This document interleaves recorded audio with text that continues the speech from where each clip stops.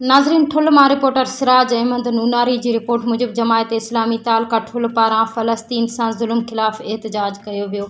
जमायत इस्लामी तालका ठुल पारां फ़लस्तीनी अवाम सां ज़ुल्म ख़िलाफ़ म्यूनिसिपल कमेटी खां रैली कढी वई, जेका मुख़्तलिफ़ रस्तनि खां थींदे प्रेस क्लब ताईं रैली कढी वई।